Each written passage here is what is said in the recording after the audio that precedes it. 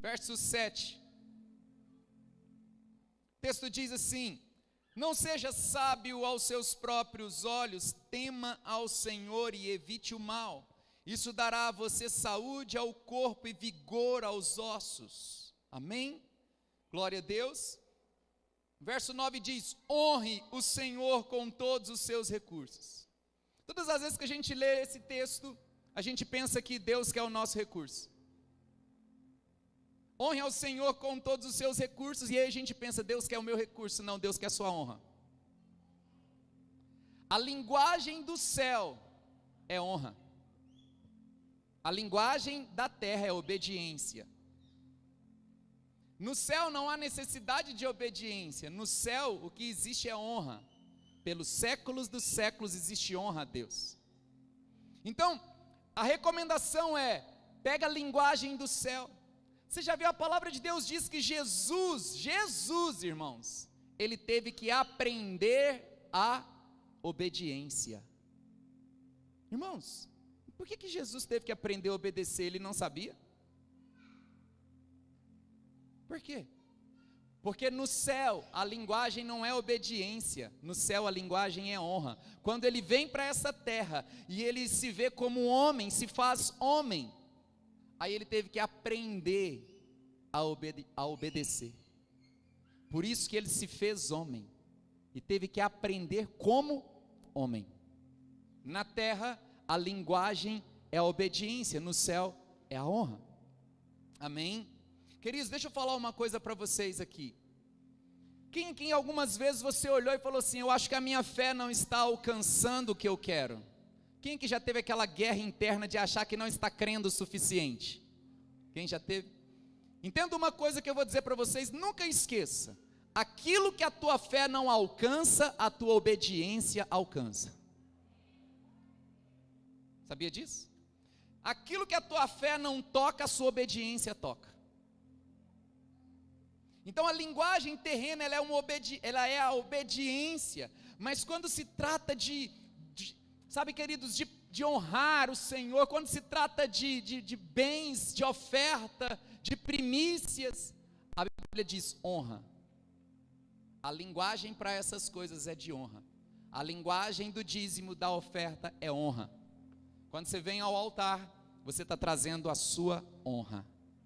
E isso, queridos, te faz participante da linguagem celestial. A honra é muito mais do que a própria obediência. A gente luta para obedecer, não luta? Quem que já teve que lutar? Nossa, eu não queria fazer isso não, mas minha mãe falou, meu pai falou, eu vou fazer. Glória a Deus, não tem problema não. O importante é que obedeceu. Mas irmãos, quem sabe honrar não luta para isso. O coração já está predisposto. Quem sabe honrar, não há resistências internas quanto à honra. Quem sabe honrar, honra. A obediência, às vezes você luta para obedecer, mas a honra é diferente. Amém? Queria pedir vocês para ficar de pé mais uma vez. Então o texto diz: honra ao Senhor com os teus bens, com as primícias de toda a tua renda. Pegue agora o seu dízimo, pega a sua oferta e vamos honrar. Você não está pagando, você não está negociando, você não está de alguma forma assim, fazendo uma negociação com Deus a respeito de algo que você tanto quer. Não, você está honrando. Esse é o prazer. Pai, nós apresentamos os nossos dízimos e ofertas. É a nossa expressão de honra e de gratidão diante da tua presença. Receba a nossa honra, que reveste cada semente que chega a esse altar. Em nome de Jesus, Pai, que se cumpra a tua palavra que diz que encherão fartamente os celeiros e transbordarão de vinho os lagares. Em nome de Jesus eu te louvo, Pai, eu te adoro e te exalto, porque nós temos o privilégio de participar, de honrar ao Senhor no tocante a dar e receber, em nome de Jesus. Vem à frente, traga a sua oferta, traga o seu dízimo. Quem precisar usar o QR Code, tem aqui na tela, para transferências e Pix, cartão, podem ir no escritório, tem a maquininha, você pode estar dizimando e ofertando da forma que você achar melhor. Deus te abençoe, garoto. Glória a Jesus. Aleluia.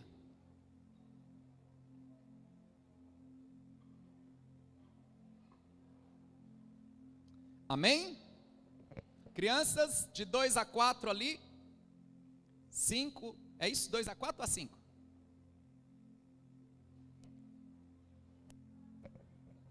2 a 4 lá, 5 a 10 aqui no fundo, eu ainda aprendo, é paciência. 2 a 4 crianças lá fora, 5 a 10 crianças aqui dentro. Amém, meus irmãos queridos? Todo sábado, 7h30, tem o que, Eduardo? Tribo? É isso mesmo? Como é que tá? Tá tudo certo na tribo? Então tá jóia. De vez em quando me chama para vir aí na tribo, pregar para vocês. Amém? Então todo sábado, 7h30 da noite, todos os jovens estão convidados a estar na reunião da tribo, dos jovens. Queridos, mais uns avisos aqui rapidamente, antes da gente continuar a nossa série de mensagens, né? No primeiro domingo de cada mês, nós temos a reunião de integração, recepção de novos irmãos na igreja. Então, de repente, você olha e você diz: pastor, eu quero fazer parte da igreja, estou por aqui, mudei para cá, e quero confirmar isso. Ou então, pastor, eu já estou congregando aqui há um tempo, eu quero oficializar isso. Então, nós temos uma reunião de integração, que é realizado no primeiro domingo do mês, às 6h da tarde, nessa sala aqui do fundo. Então, todos que desejam participar, estejam conosco aí. E também, no primeiro domingo do mês, temos o batismo nas águas, tá certo? Pode procurar a Priscila ou alguém lá na mesa no final da reunião, e você vai receber as orientações para o batismo. Queridos, quantas pessoas aqui têm aquele desejo no coração assim de servir? Pastor, eu gostaria muito de servir a igreja, queria muito servir. Como é que é aqui? Eu tenho meus dons, eu queria operar, eu vim de um lugar onde eu já trabalhava na obra, estava ali sempre envolvido na igreja, e eu estou por aqui e gostaria de servir. Como é que funciona aqui? É o seguinte, dia 13 de março, tá bom? Dia 13 de março, 5h30 da tarde, vai ser num domingo também, 1h30 antes do culto. A gente procura marcar sempre 1 hora antes do culto, para a pessoa já vir e já fica para o culto, para não carregar de coisas no decorrer da semana. Então anota essa data, 13 de março, 5h30 da tarde, eu vou ter uma reunião aqui, vou estar aqui para simplesmente explicar para vocês como que a nossa igreja caminha no tocante a isso. Como é que é, pastor? Tem algum critério? Tem alguma coisa? Como que é para me envolver com o Ministério X, tal? Enfim, dia 13/3, a gente vai estar aqui respondendo e orientando os irmãos a respeito disso. Eu sei que tem muitas pessoas que gostam de servir, que gostam de estar junto, envolvido, trabalhando, e essa data vai ser especial por causa disso, para a gente estar ajudando vocês nisso. Amém? Glória a Deus. Marcos capítulo 4. Hoje é a nossa terceira mensagem sobre aquela série de mensagens sobre o medo. Ministramos no domingo passado, ministramos na quarta-feira também. Tem alguém aqui que esteve na quarta aqui? Tem alguém? Falamos sobre o medo, aonde o medo pode levar uma pessoa. E hoje nós vamos dar continuidade. Quarta-feira que vem é a quarta mensagem. No domingo que vem a gente encerra falando sobre esse tema. São 5 mensagens, tá bom? Pastor, eu não ouvi nenhuma, eu queria pegar essa série de mensagens. Eu acredito que já esteja disponível lá no YouTube da igreja. Entra lá, ouve a mensagem de quarta, muito importante, acho que muito pontual, e a de domingo passado também. Amém? Vamos orar? Mantenha a Bíblia aberta em Marcos capítulo 4 e vamos orar. Senhor, em nome de Jesus, nós nos colocamos diante de Ti. Tu és o Rei dos Reis, o Senhor dos Senhores. Queremos pedir que a Tua voz seja bem nítida nesse lugar, seja bem clara nesse ambiente. Senhor, faz tremer o deserto. A Tua palavra diz que a Tua voz faz tremer os desertos, cria as corças. Ah, Pai, ela derruba os cedros do Líbano. Pai, o que eu quero te pedir é que a palavra do Senhor possa fazer tremer todo alicerce, todo fundamento errado que foi plantado e construído dentro de nós.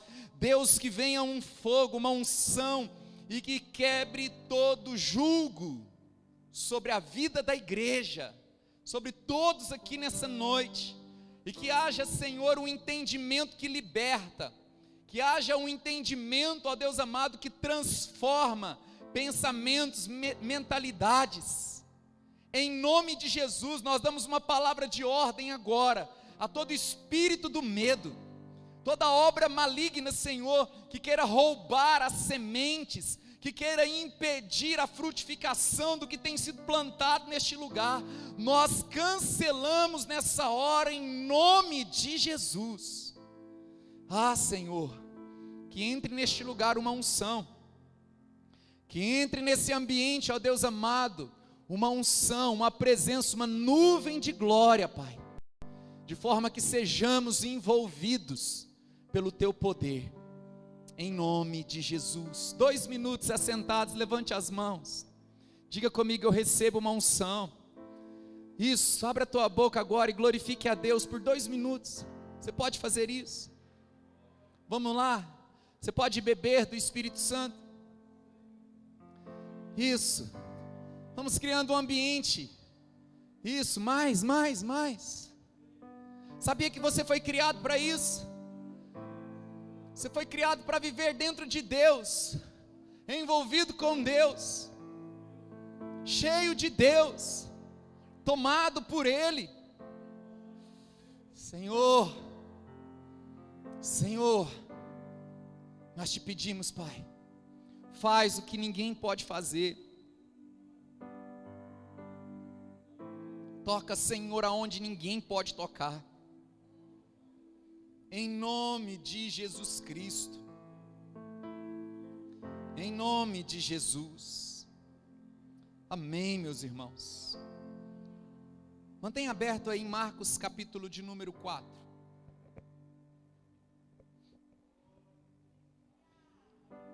Irmãos, quando a gente fala sobre esse tema, é claro que até aqui, o que eu tenho procurado fazer, é demonstrar algumas consequências do medo, para que você se identifique com algum desses lugares, se identifique de certa forma e pense assim: nossa, realmente eu estou como Elias. Quando nós falamos na quarta-feira sobre Elias, que ele teve medo de Jezabel e fugiu para tentar salvar a própria vida. Veja bem, a ideia de fuga para salvar, originada do medo, sendo que a ideia de salvação é uma ideia boa, mas quando ela é originada do amor, somos salvos por causa do amor de Deus. Mas agora você vê Elias fugindo para salvar a sua própria vida.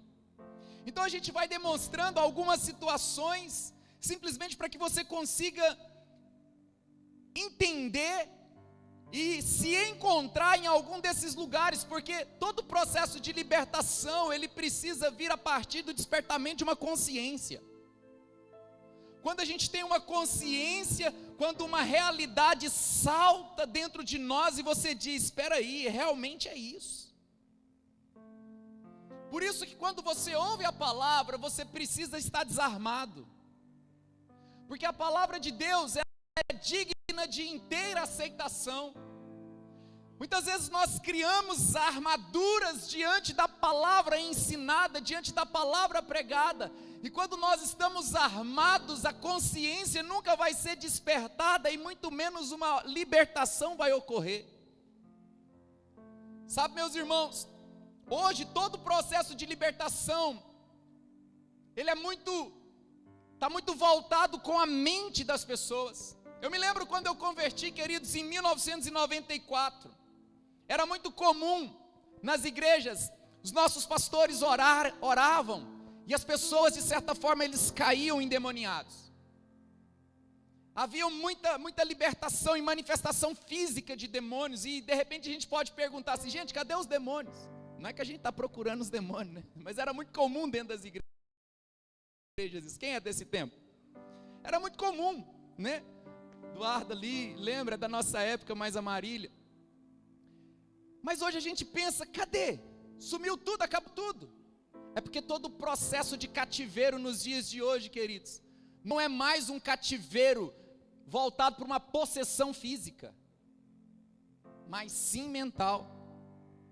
Porque quando a pessoa é convencida no entendimento a partir de um dardo inflamado maligno, a partir de uma ideia maligna, O inimigo só precisa colocar algo que o convença no campo da mente, que ele, dominado na mente, destrói a si mesmo. Então não há uma necessidade de uma possessão. Irmãos, é uma nova configuração de guerra espiritual. É uma nova configuração. E se a gente não entender como guerrear em cada tempo, ainda que eu tenha uma visão muito simples a respeito de guerra espiritual, mas se a gente não entender como que é a configuração de cada tempo, a gente pode estar usando uma arma de 20 anos atrás e ela não funciona hoje. Por quê? Porque a palavra de Deus, ela é imutável, mas todo mover espiritual é dinâmico. Aquilo muitas vezes que funcionava há 30 anos atrás não é o que vai funcionar hoje, mas isso não quer dizer que a palavra mudou, ela é construtiva. Ela não mudou, ela é construtiva. E Deus é o mesmo, Deus é imutável. Então quando a gente vai falando, quando a gente vai ensinando, a ideia é que você se encontre em algum lugar da mensagem. E quando você encontra naquele lugar uma consciência despertada, você assume, e consequentemente, ao assumir que aquilo existe, que aquilo é uma realidade dentro de você, o que ocorre? Inicia todo um processo de Deus, purificando, limpando e libertando seu entendimento. Então não tenha defesas. Fala para o seu irmão assim, abaixa a espada. Fala para ele, abaixa o escudo. Fala, só recebe, meu filho. Pronto. Fala para o seu irmão, seja mais fácil. Amém? E ó, irmãos, eu vou falar um trem para vocês. Tem mais de 20 anos que eu prego o evangelho. Eu sei quando a igreja está armada. E quando eu vejo a igreja armada, a vontade que eu tenho é falar, graça e paz, gente, vai com Deus, Deus abençoe, boa semana. Mas eu não faço não. Eu vou indo. Até onde Deus faz. Amém? Glória a Deus. Então no meio de tudo isso, irmãos, a gente, quando tem essa consciência despertada, a melhor coisa é que você consegue olhar para dentro de você. Você consegue olhar para aquilo que precisa sair e para aquilo que precisa entrar. Você tem a consciência do que falta, dos excessos e das faltas. E isso é muito bom, porque tudo que a palavra de Deus vai fazer dentro de nós, irmãos, é trazer uma consciência do quanto somos em Deus.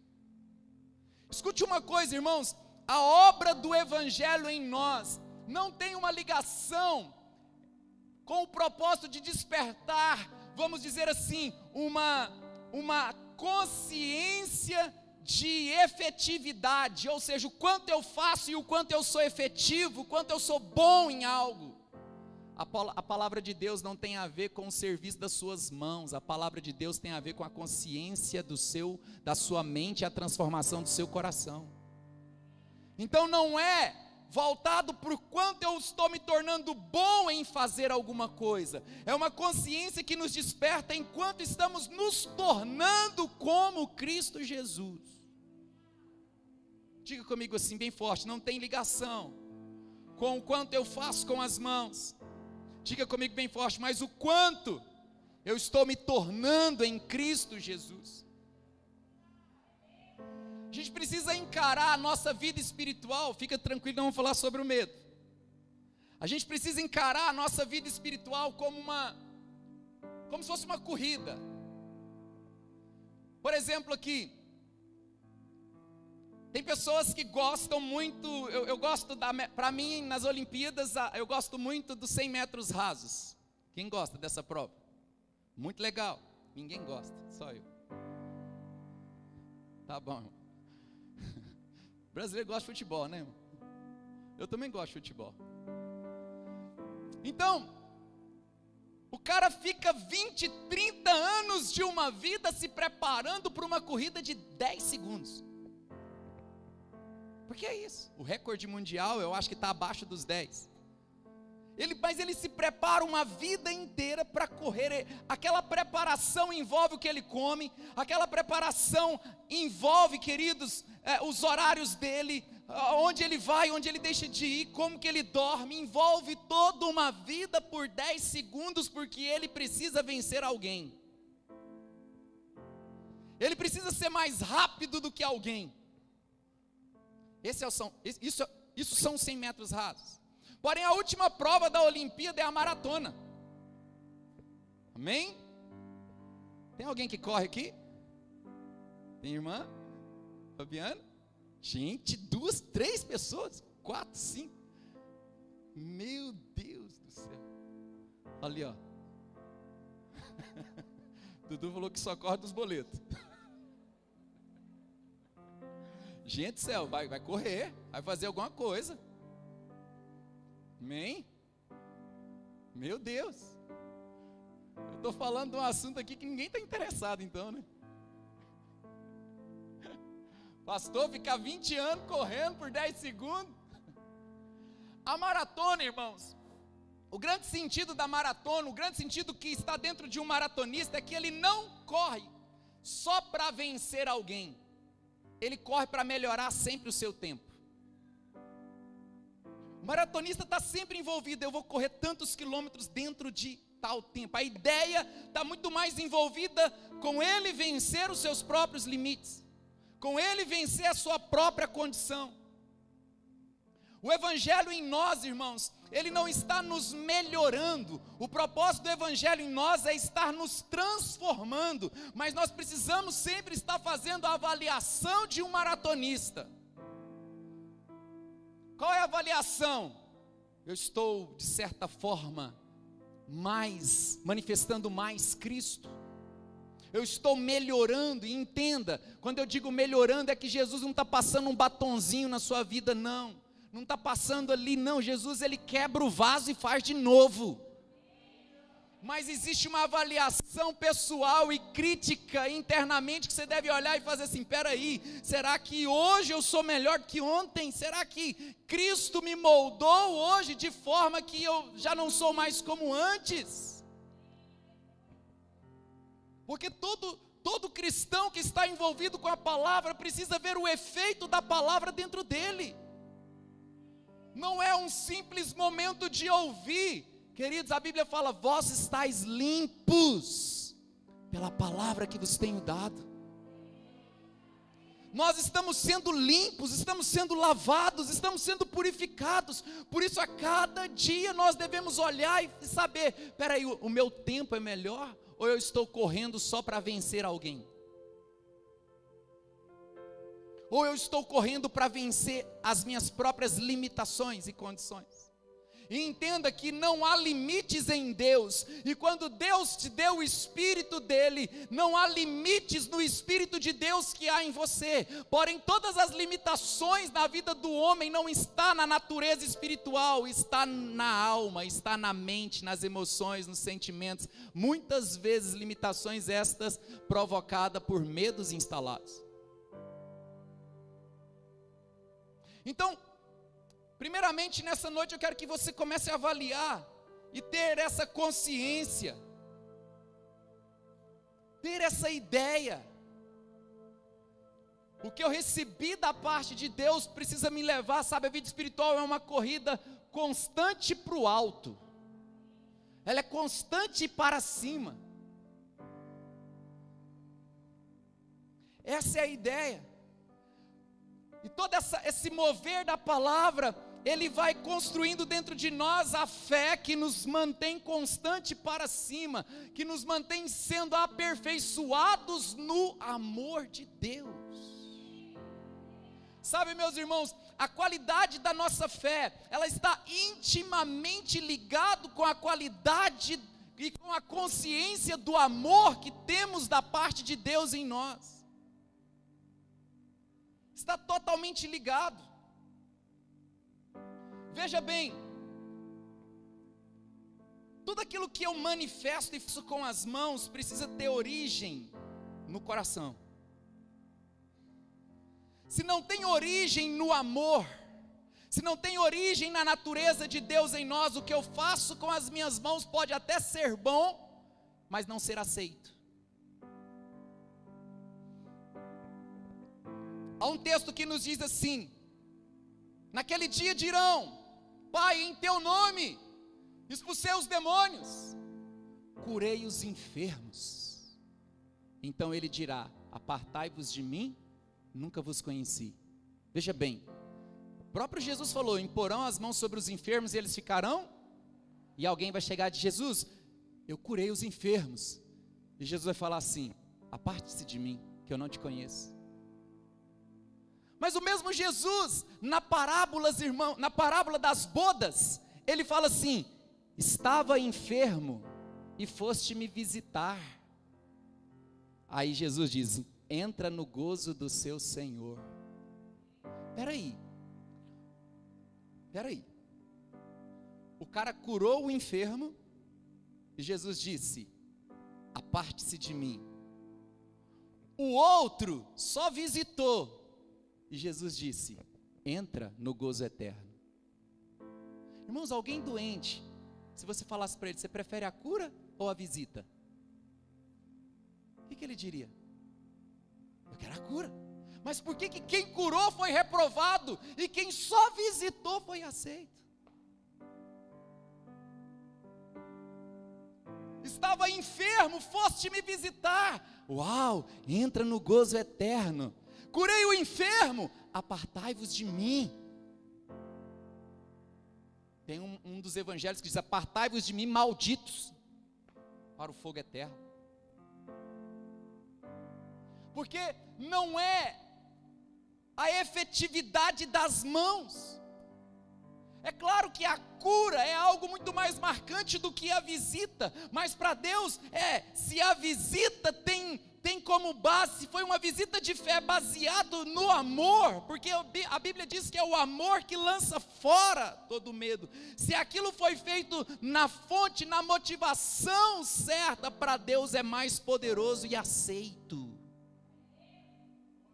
O problema é que nossos olhos, eles sempre estão voltados para o efeito, sempre está voltado para a ideia de consequência. E quando eu digo consequência, eu estou falando simplesmente, senão de algo ruim, mas aquela ideia assim do resultado final. A consequência das mãos foi a cura. Uau, glória a Deus, o Senhor recebeu.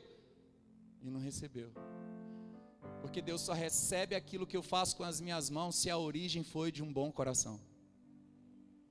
Vós que sois maus, sabei dar boas dádivas aos vossos filhos, quanto mais o vosso Pai Celeste dará o Espírito Santo a quem lhe pedir. Veja bem, o cara é mau, mas sabe dar coisas boas.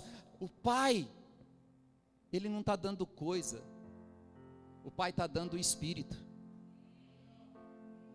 Você está entendendo que a ideia de Deus é trabalhar na raiz, a ideia de Deus sempre é trabalhar na natureza, a ideia de Deus é trabalhar na fonte, a ideia de Deus é ir no mais profundo possível, para arrancar todo o trabalho efetivo das mãos, que não tem como origem a natureza certa. A minha pergunta é: o que você faz vem de onde? Qual é a origem de tudo aquilo que você faz? Entenda, o propósito da fé não é desenvolver capacidade, é desenvolver consciência. As faculdades desenvolvem suas capacidades. A internet está cheia de pessoas que vão te ensinar a desenvolver capacidades. Mas o propósito da fé não é desenvolver capacidades. Por quê? Porque o próprio Deus capacita aquele que Ele chama. O propósito da fé é desenvolver dentro de nós uma consciência. Do que, pastor? Do amor. Irmãos, um crente, um cristão, alguém que conhece Deus, ele nunca deveria ter nenhuma crise de consciência no tocante a nada na vida dele. Nada. Você nunca deveria ter uma crise de consciência relacionado ao medo de faltar, por exemplo. Por quê? Porque quando você tem a consciência do amor de Deus por sua vida, você sabe que Ele te ama tanto que o medo de faltar nunca deveria existir. Nunca deveria existir. Então tudo que nós precisamos é desenvolver a consciência do amor, porque o amor é a fonte que opera, é a fonte que faz nascer a fé. Deixa eu ler um texto com vocês, depois a gente volta para Mateus. Vai em Gálatas aí, rapidinho, para você entender o que eu estou falando.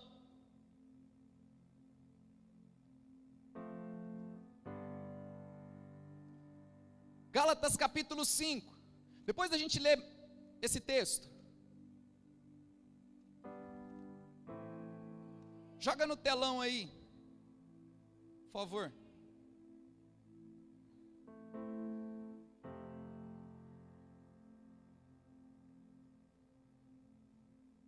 Hoje eu esqueci o óculos. Eu não sei o que está acontecendo. Depois tem que ver. A gente vai fazendo 25, 26 anos.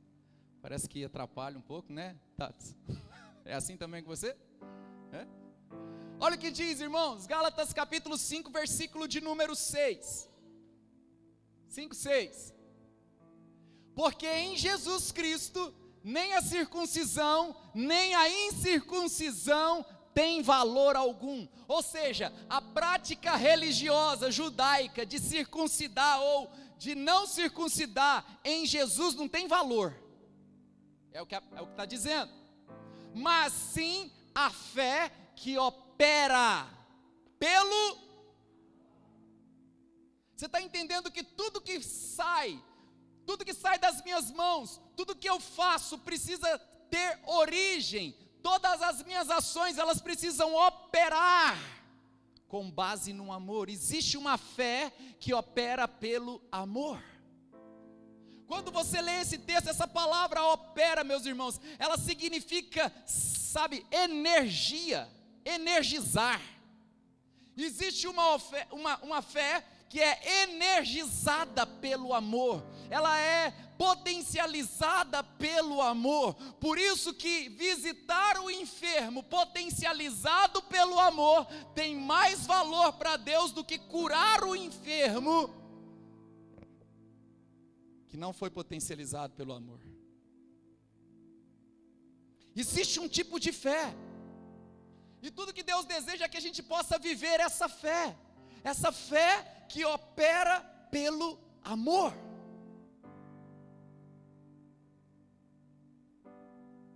Irmãos, muito cuidado. Deixa eu dizer uma coisa para vocês: cuide da sua fé. Cuide, irmão. É uma joia preciosa. A Bíblia diz assim: porventura, quando o Filho do Homem voltar, encontrará fé na terra.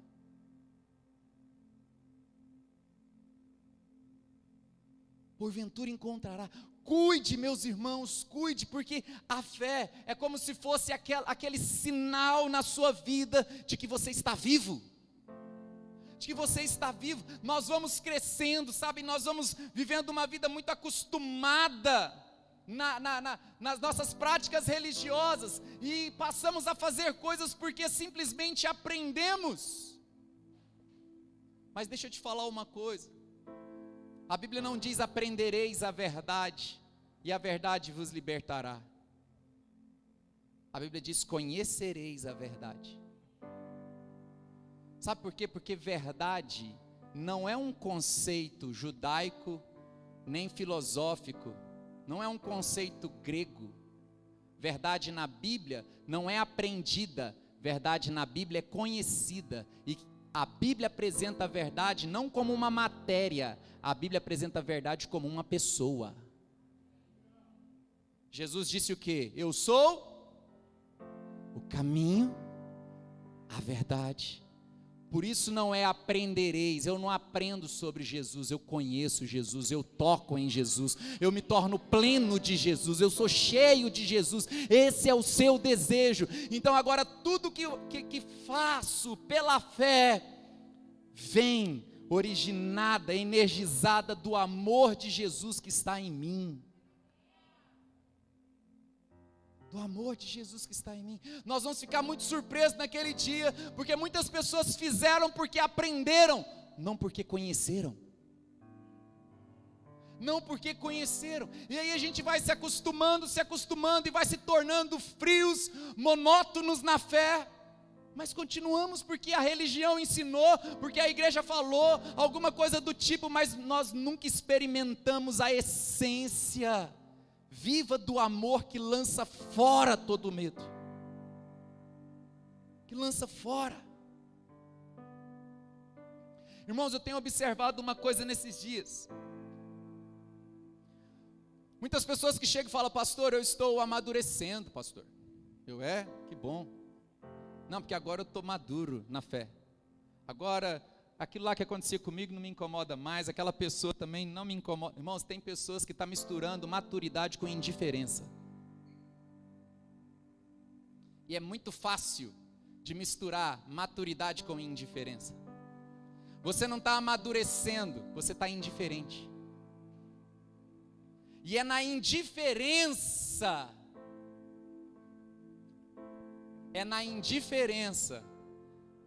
que a fé e o amor se esfriam.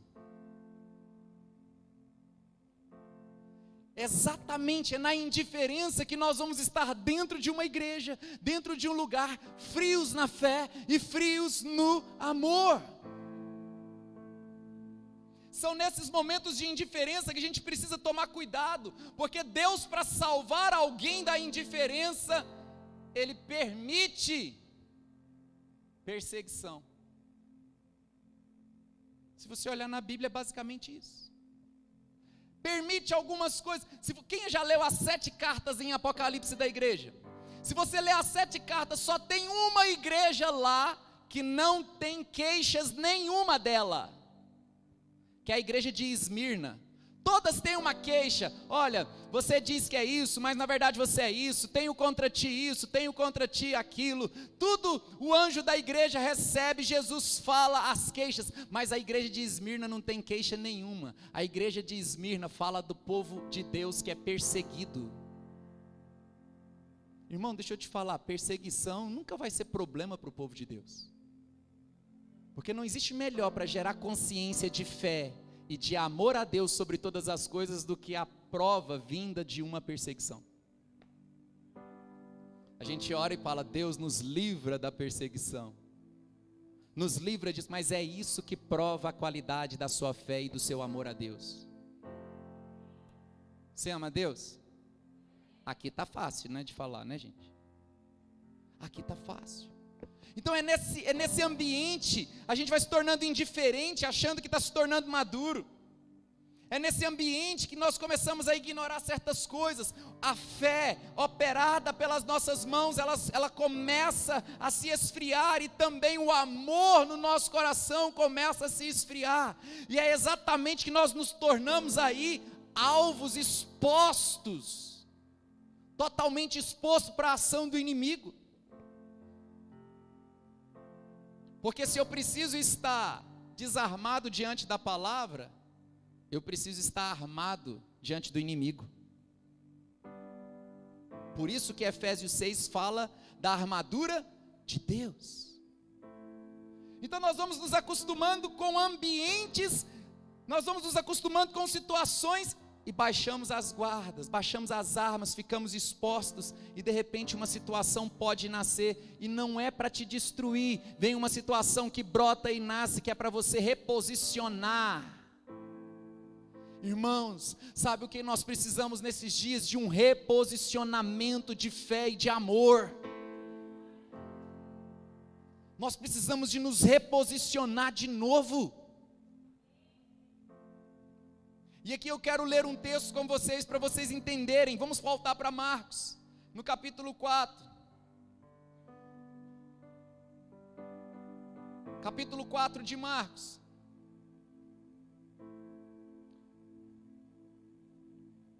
Amém?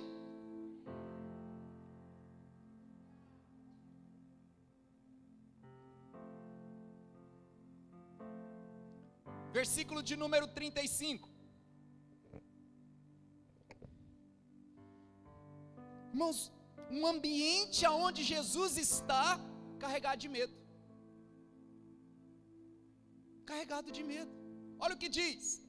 Marcos 4,35, o texto diz: naquele dia, ao anoitecer, disse ele a seus discípulos: vamos para o outro lado. Deixando a multidão, eles o levaram no barco, assim como estava. Outros barcos também o acompanhavam. Levantou-se um forte vendaval, e as ondas se lançavam sobre o barco, de forma que este ia se enchendo de água. Irmãos, eu li esse texto tanto em Marcos como em Lucas e Mateus. São os 3 evangelhos que narram o mesmo texto, e por incrível que pareça, cada escritor sempre narra dentro de uma ótica diferente, mas esse texto, ele apresenta as mesmas características nos 3 livros. Eles apresentam as mesmas características. A única diferença é o detalhe onde Marcos diz que era de noite, atravessar a noite. É um detalhe importante. Outro detalhe que fala que o barco começou a encher-se de água. Irmãos, quando Jesus te leva, te conduz, nunca será para o seu mal. Ainda que as direções dele naquele momento parecem fora de lógica.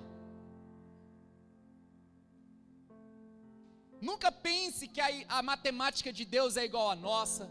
Nunca pense, irmãos. A lógica de Deus é diferente. Para Deus é dando que se recebe. Para Deus o menor, o que serve, o menor é o maior. É perdendo que se ganha. E atravessar o mar à noite. E a Bíblia diz, irmãos, nesse mesmo texto aqui, Jesus estava no barco e de repente começa um vendaval, e as ondas se lançavam sobre o barco de forma que esse ia se enchendo d'água. Jesus estava na popa, dormindo com a cabeça sobre um travesseiro. Os discípulos o acordaram e clamaram: mestre, não te importa que pereçamos, não te importa que morramos? Veja bem, irmãos, todos estavam diante do vendaval, todos estavam diante do mesmo ambiente, todos estavam vivendo a mesma coisa, mas teve uma turma que resolveu catar o balde, porque estava enchendo de água, e Jesus foi dormir. Entenda uma coisa, preste bem atenção nisso. Sabe por que Jesus podia dormir? Porque ele sabia o propósito. Ele falou: eu não vim na terra para morrer afogado, então eu vou dormir. É simples. Eu vim para morrer na cruz. Então pode vir a tempestade, pode vir o vendaval. Os discípulos já tinham sido avisados do que Jesus passaria, mas eles não tinham consciência formada. Então, no momento daquela crise, no momento daquela dificuldade, daquele vendaval, Jesus não foi tomado de medo, Jesus foi tomado de sono. Ele foi dormir. Porque você não vê na Bíblia, irmãos, falando que Jesus estava dormindo em outro lugar a não ser aqui. A Bíblia fala que de dia ele estava no templo, nas sinagogas, nas ruas, nas casas. E de noite ele estava no monte orando. A única passagem que mostra Jesus dormindo era no barco no meio da tempestade. Isso era hora de dormir?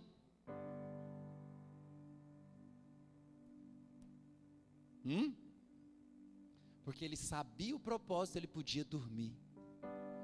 Entenda, irmãos, acho que foi na primeira semana ou na segunda mensagem. O medo causa uma amnésia nas pessoas.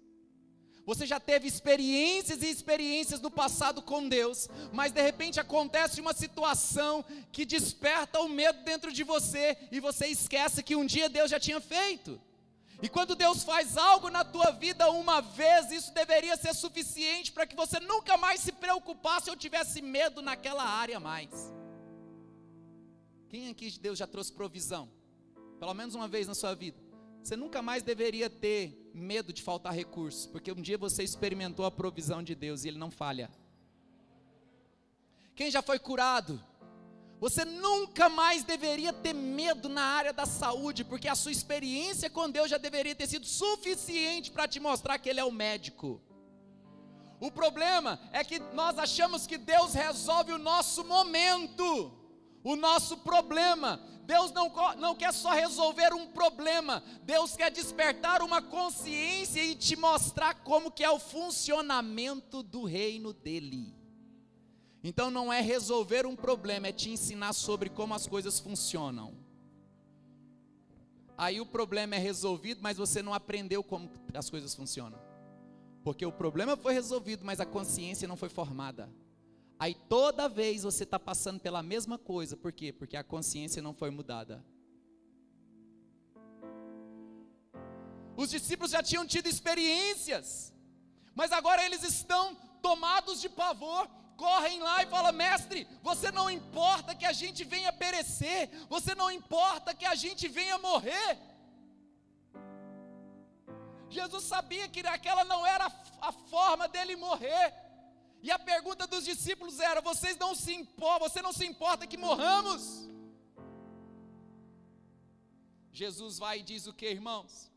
Versículo 29. Ele se levantou, repreendeu o vento e disse ao mar: aquieta-se, acalme-se. O vento se aquietou e fez-se completa bonança. Então perguntou aos seus discípulos: por que vocês estão com tanto medo? Ainda não têm fé? Ele resolve o problema, irmãos. Olhe para mim, preste bem atenção.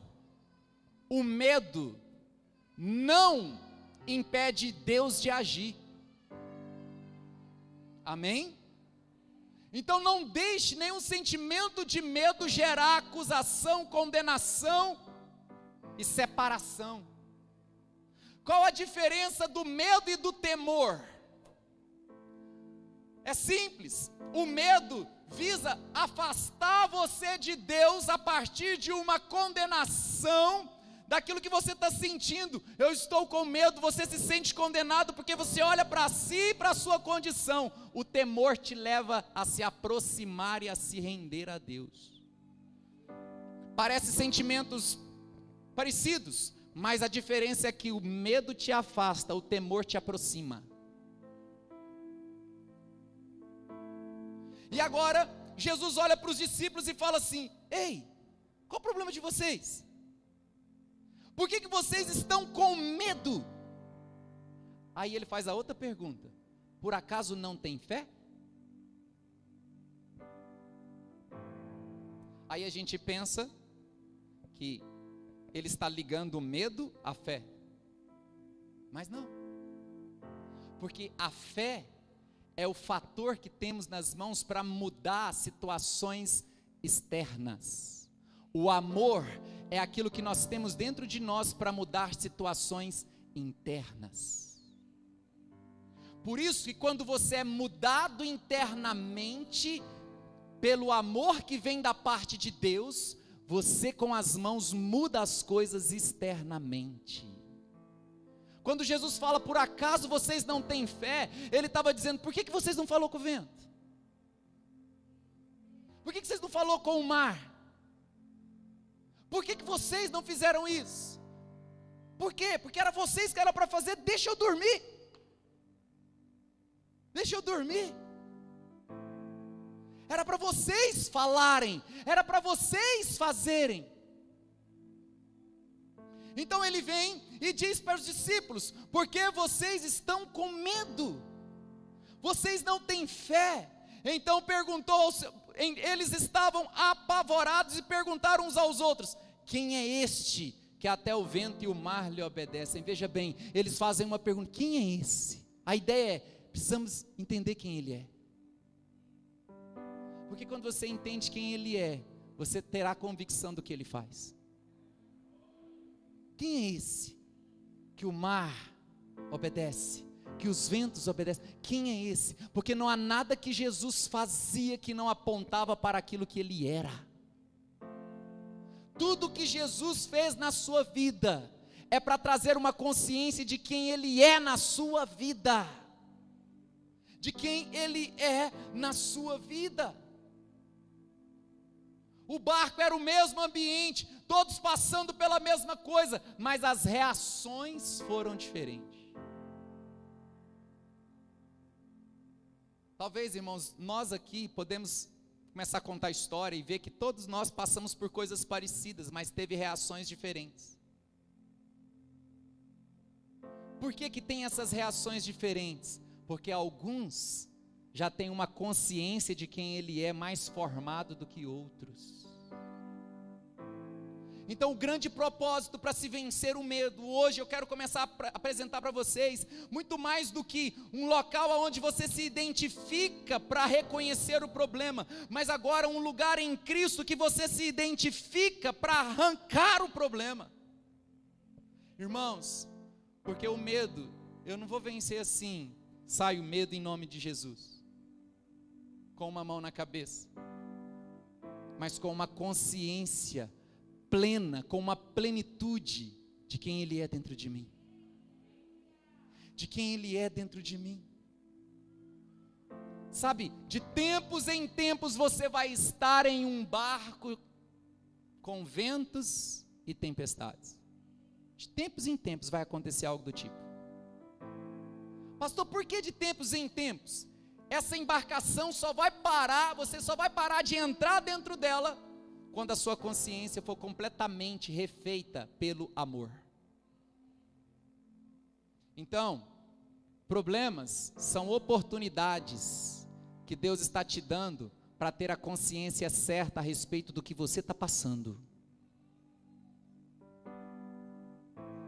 Por que está se repetindo, pastor? Porque você ainda não entendeu.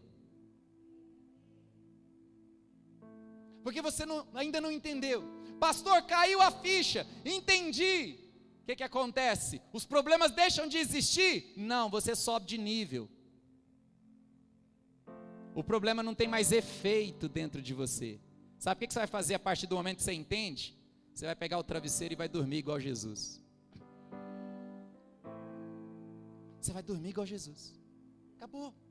Porque a tempestade não tem mais efeito, ela não produz, ela não desperta, ela não faz a raiz do medo se tornar uma árvore frutífera dentro de você. Os frutos do medo não aparecem mais, mas quando a consciência muda, você pode estar no barco, pode ter a tempestade, pode ser o que for, que você pega o travesseiro e vai dormir.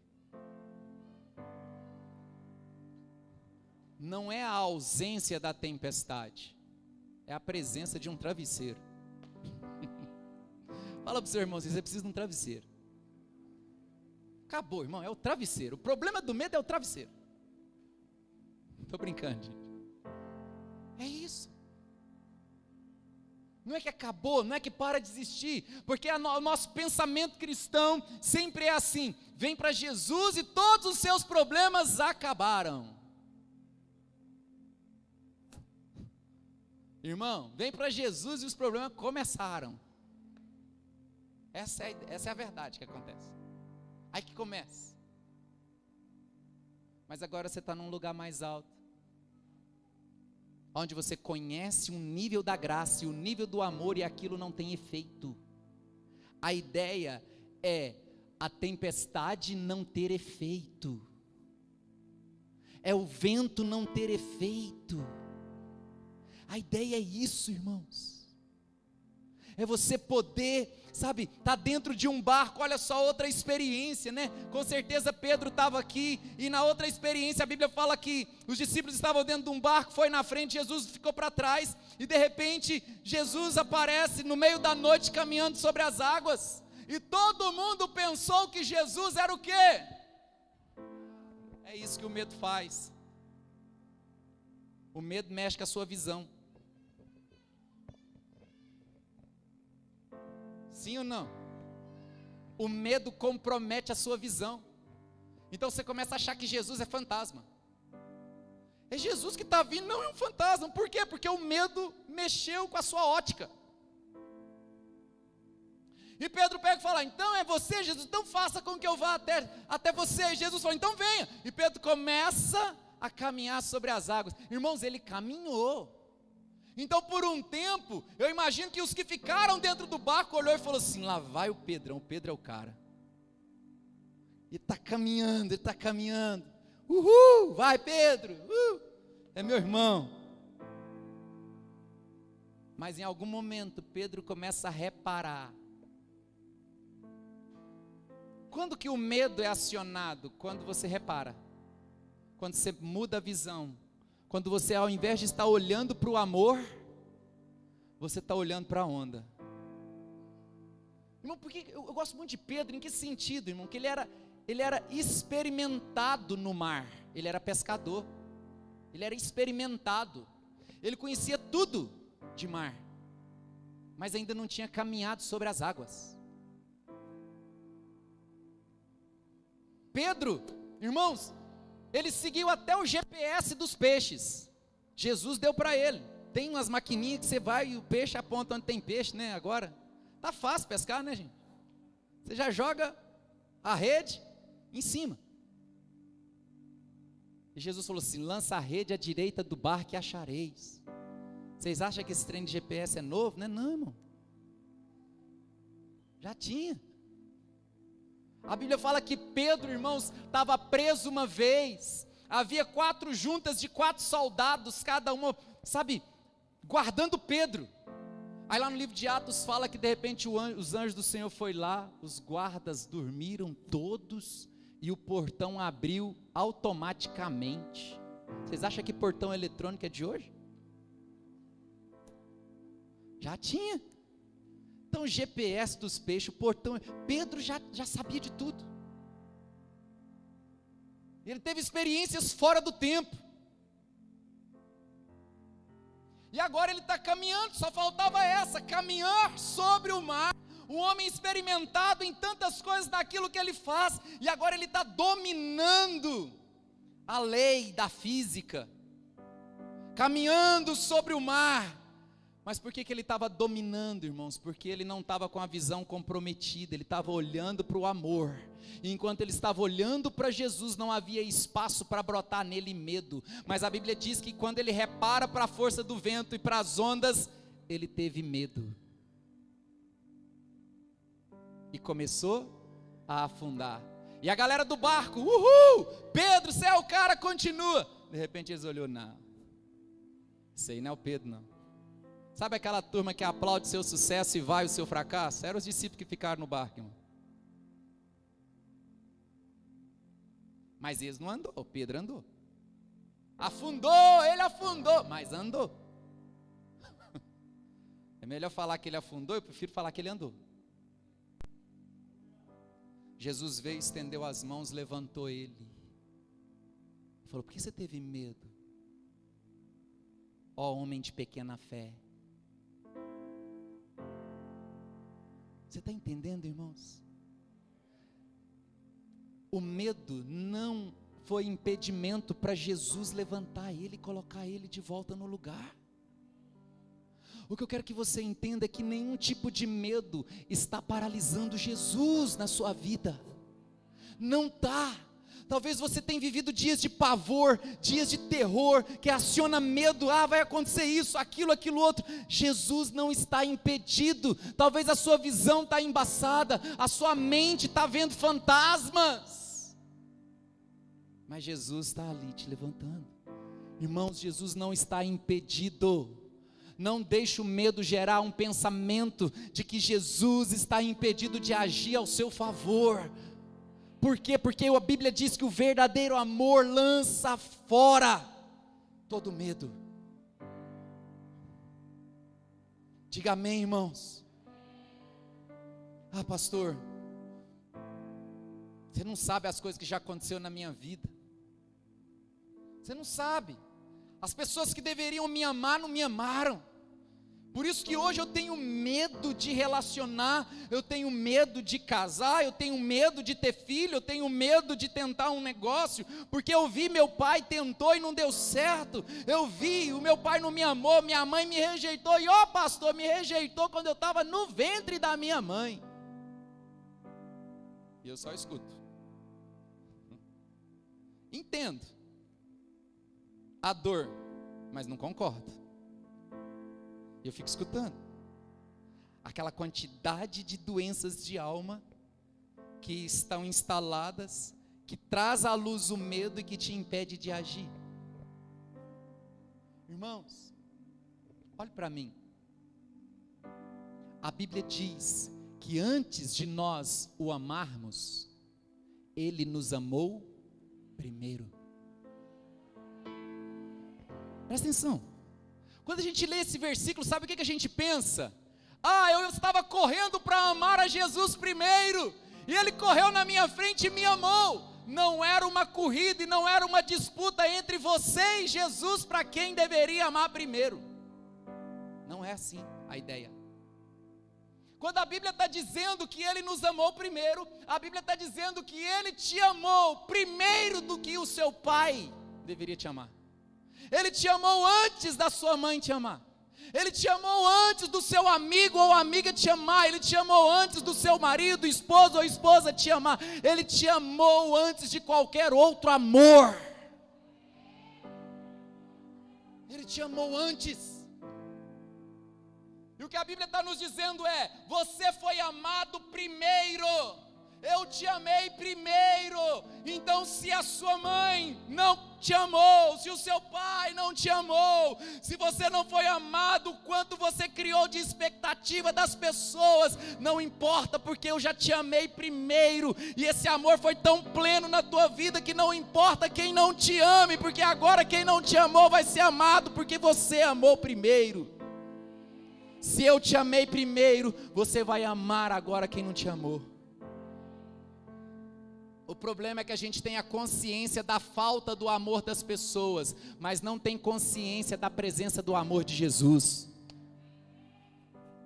Então a gente fica pedindo migalhas do amor das pessoas, sendo que você recebeu a plenitude do amor do Pai. E na ausência do amor das pessoas, você sente medo, porque você não tem a consciência do amor de Deus, para lançar fora o medo, que é raiz, que vem da ausência do amor do outro. A Bíblia diz que Deus, irmãos, nos elegeu nele antes da criação do mundo.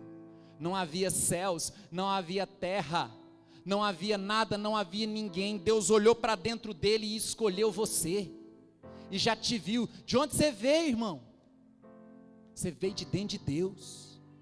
Efésios nos diz isso, capítulo 1, capítulo 2 narra tudo isso, que Deus nos escolheu nele, antes da criação do mundo. Queridos, deixa eu te falar, ninguém ainda tinha te rejeitado, e você já tinha sido escolhido. Sua eleição veio antes da rejeição. Sua eleição, a escolha de Deus a seu respeito, veio antes da rejeição de alguém a você.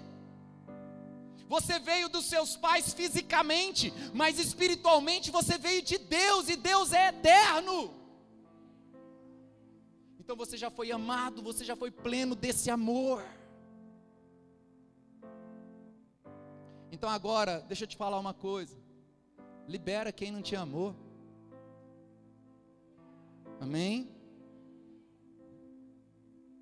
Libera. Libera, irmão. Volte a ser amigo. Você sabe qual é a única relação que vai existir na eternidade? É a amizade. É. Porque lá no céu, irmão, você vai olhar para sua esposa, ela não é sua esposa lá no céu não, e nem o seu marido, lá não tem isso não. Pastor, mas lá no céu eu não vou ser casado. Não, não. Não existe essa relação no céu. Se é noivo, noiva, namorado, não tem isso lá. Mas a Bíblia diz o seguinte: pega os recursos de origem iníqua para fazer amigos na eternidade. Interessante, né? O que vai ter na eternidade? Amizade.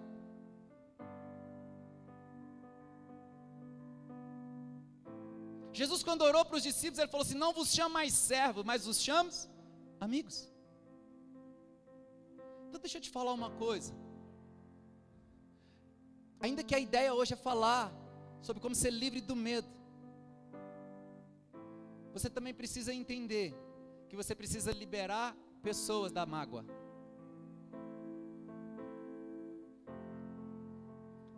Porque a mágoa, ela é prima do medo.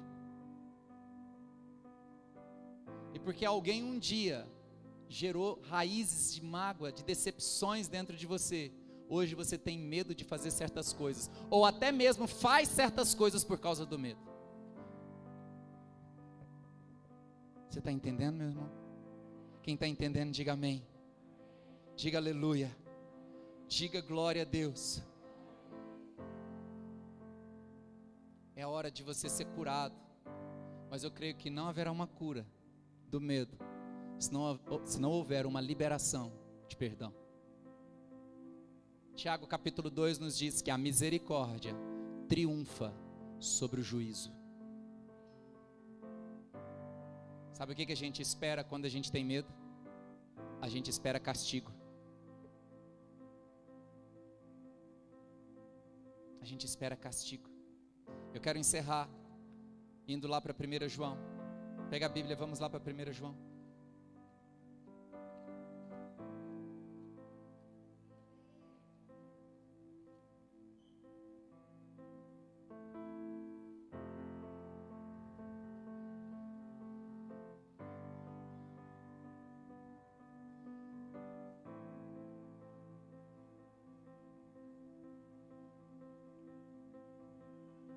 Capítulo 4. Já estou acabando, irmãos.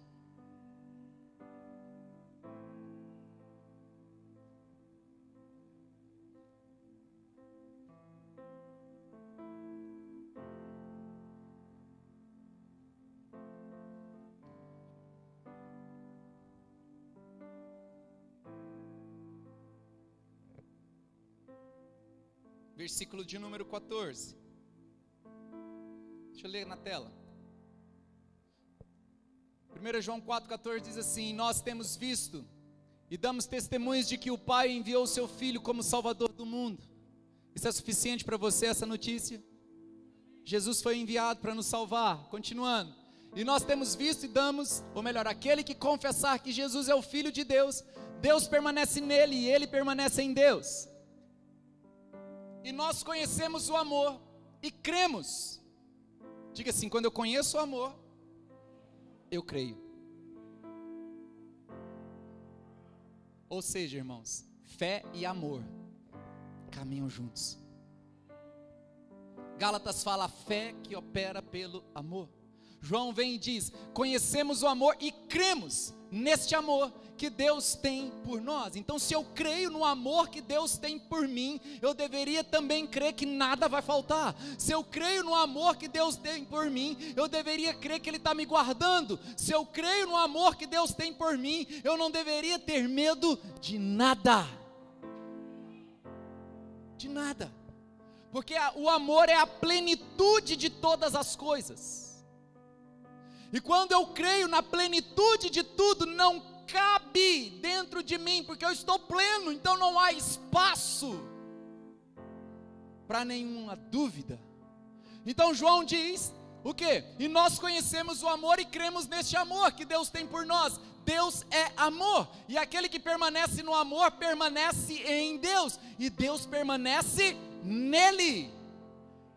Nisto o amor é aperfeiçoado em nós, para que no dia do juízo mantenhamos confiança, pois assim como Ele é, também nós somos neste mundo.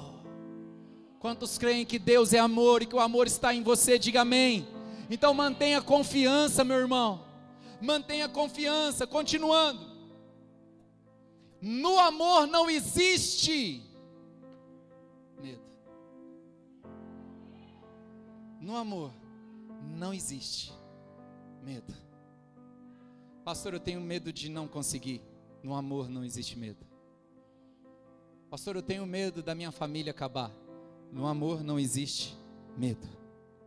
Pastor, eu tenho medo das doenças. No amor não existe medo.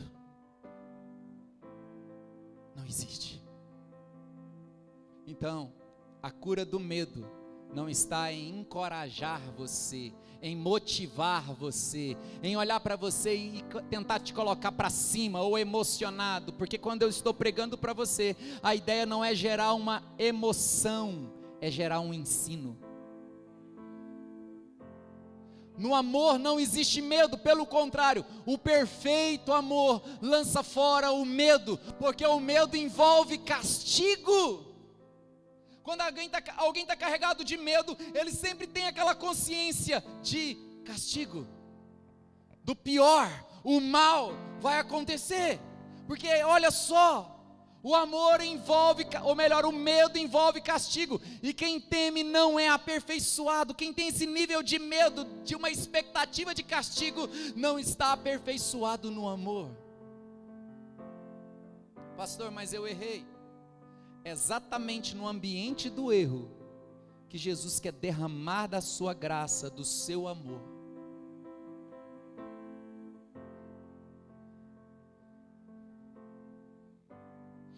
Irmãos, estuda. Eu não vou pregar sobre isso, porque eu acho que se eu falar isso aqui agora, pode confundir muitas pessoas. Mas estuda na Bíblia a genealogia de Jesus. E de onde foi que ele veio? De onde ele nasceu?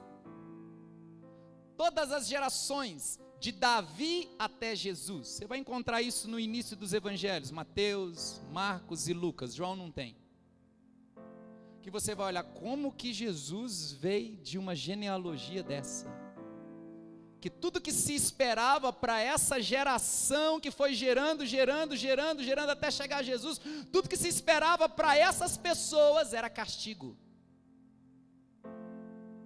E Deus pega aquela linhagem que deveria viver castigo e faz Jesus nascer dali.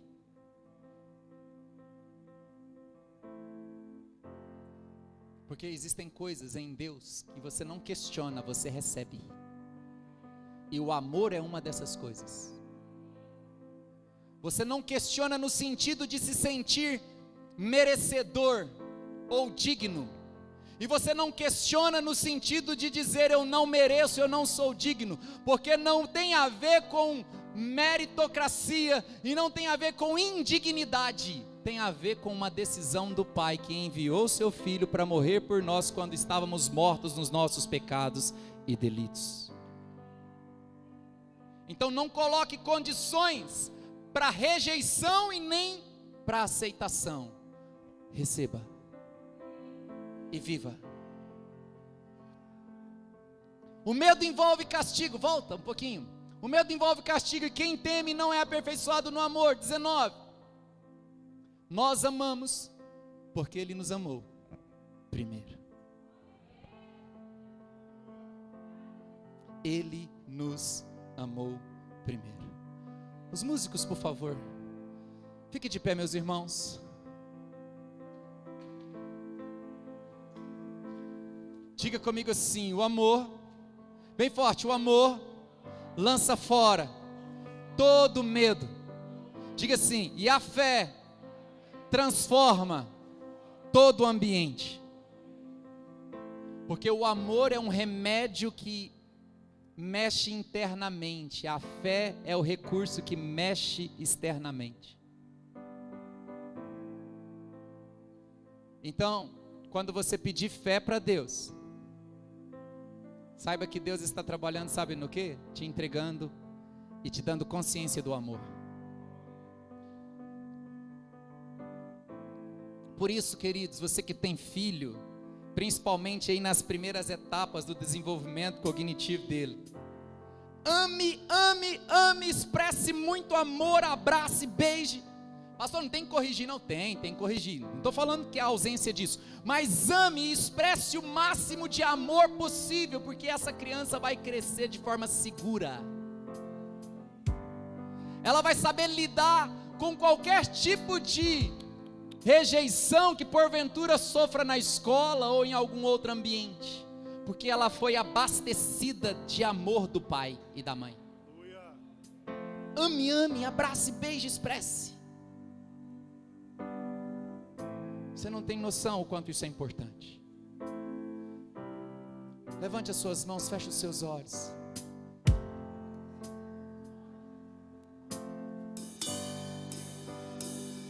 Feche os seus olhos. Nós precisamos, irmãos, ter consciência do amor.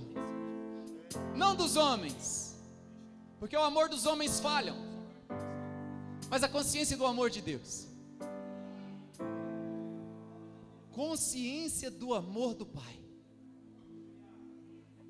Ele te amou primeiro.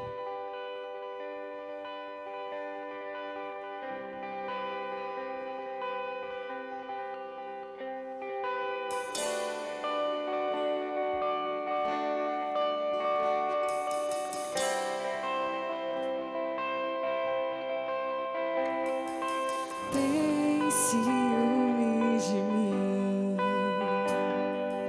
o seu amor é como um furacão, e eu me rendo ao vento de sua misericórdia. Jesus vai libertar pessoas aqui agora, nesse momento, de uma maneira simples. Então, de repente, não vejo mais minhas aflições, eu só vejo a glória e percebo quão maravilhoso Ele é e quanto Ele me quer. Tenha consciência disso.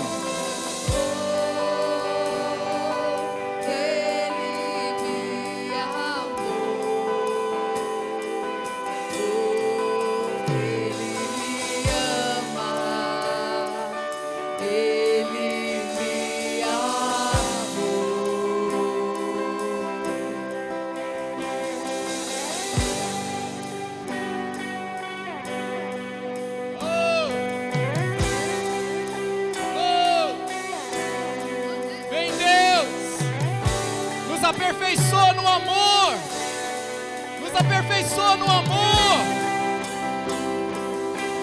lança fora todo medo.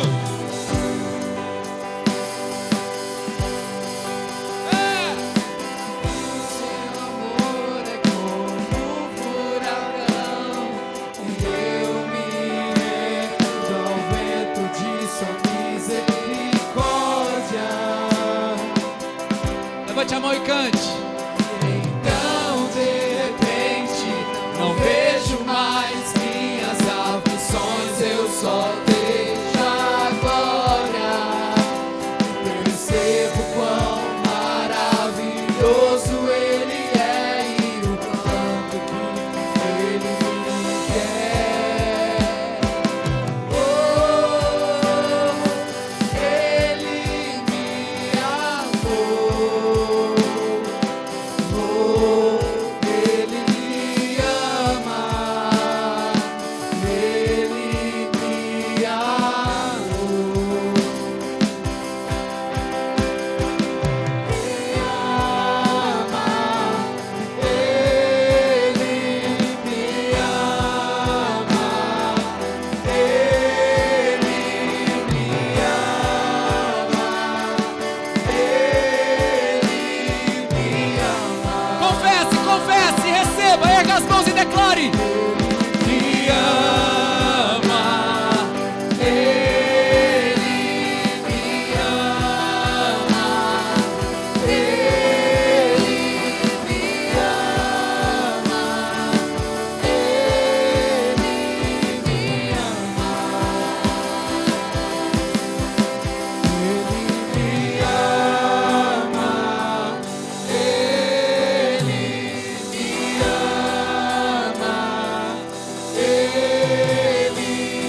me ama, Ele me ama, somos sua herança, Ele é o nosso galardão. O seu olhar de graça nos atrai à redenção. Se a graça é um oceano, Vamos lá, vamos lá. Então o céu e a terra. e o céu se une à terra como um beijo apaixonado. Meu coração dispara e meu peito acelerado. Não tenho. Não tenho tempo pra perder com ressentimentos quando penso É isso. que Ele me ama, Ele me ama, Ele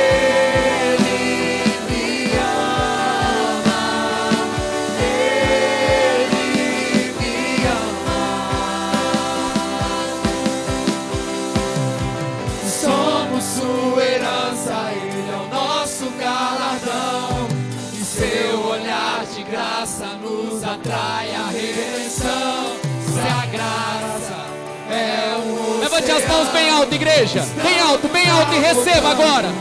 Cante com toda a sua força. O céu se une. O céu se une à terra como um beijo apaixonado. Meu coração dispara em meu peito acelerado. Não tenho tempo pra perder com ressentimentos quando penso. Aleluia! O céu se une à terra como um beijo apaixonado. Meu coração dispara em meu peito acelerado. Não tenho tempo pra perder com ressentimentos quando penso. Oh! O céu! O céu se une à terra como um beijo apaixonado. Meu coração dispara em meu peito acelerado. Não tenho tempo pra perder com ressentimentos quando penso. Recebe do amor agora! Recebe! Me ama, Ele me ama, Ele me ama, Ele me ama. Oh! Ele me ama, Ele me ama,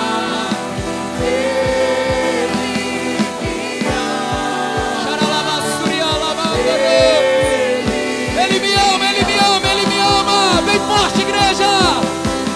Ele me ama, Ele me ama, Ele me ama.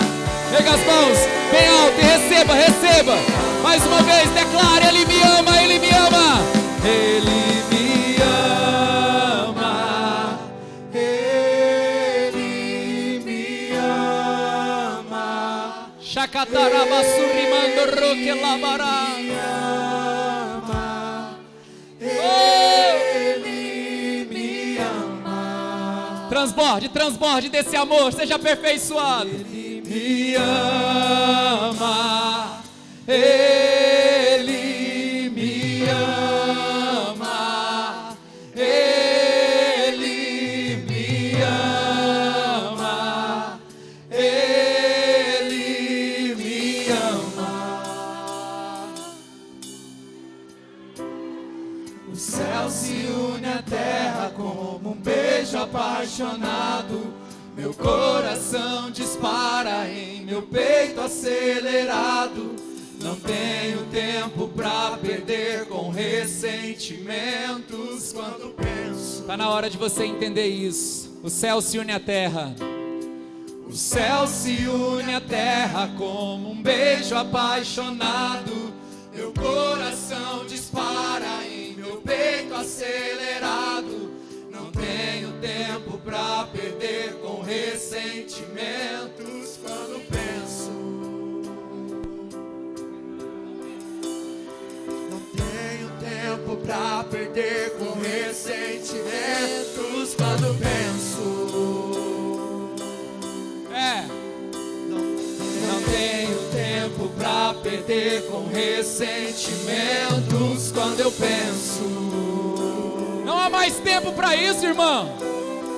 Não tenho tempo pra perder com ressentimentos quando eu penso. Eu não tenho mais tempo para perder.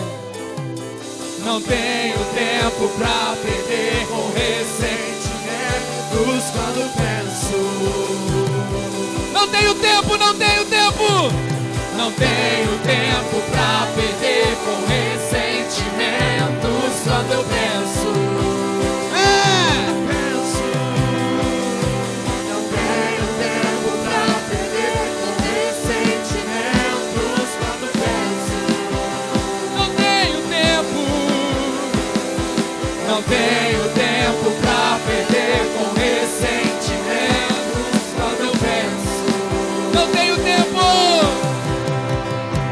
Não tenho tempo pra perder com ressentimentos quando eu penso. Não tenho tempo pra perder com ressentimentos quando eu penso.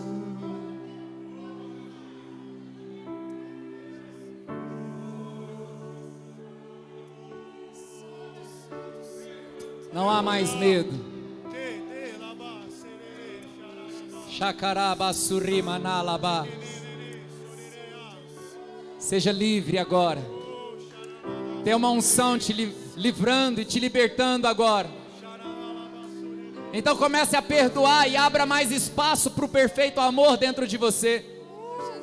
Comece a liberar pessoas que te feriram e abra mais espaço para o verdadeiro amor dentro de você. Comece agora, em nome de Jesus, a ser cheio do único sentimento. Melhor ainda, ser cheio do verdadeiro amor perfeito, completo. Senhor, entra no íntimo de cada um e muda toda a nossa história. Muda toda a nossa história. Você não vai mais perder tempo com o medo. Você não vai mais gastar sua energia com o medo. Ressentimentos quando penso. Não tenho tempo pra perder com ressentimentos quando penso. Não tenho tempo pra perder com ressentimentos quando penso que Ele me ama, Ele me ama, Ele me ama, Ele me ama. Diga comigo assim, diga: eu recebo o amor que não se confunde. Diga: eu recebo o amor do meu Pai.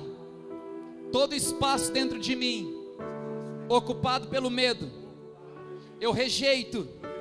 E no lugar desse espaço agora, no lugar deste medo, eu recebo a plenitude do amor aperfeiçoado. Em nome de Jesus. Em nome de Jesus. Em nome de Jesus. Em nome de Jesus. Aplauda bem forte ao Rei. Bem forte, bem forte, bem forte, bem forte.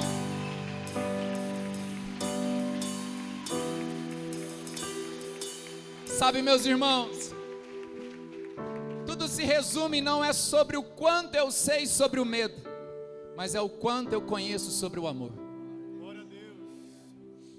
Amém? Você recebe essa palavra? Eu sei que Deus está se movendo nesses dias aqui. Quarta, nós vamos estar ministrando novamente sobre isso. E no domingo que vem a gente encerra essa série de mensagens sobre esse tema. Amém? Antes de encerrar, tem alguém pela primeira vez? Só dá um tchauzinho assim.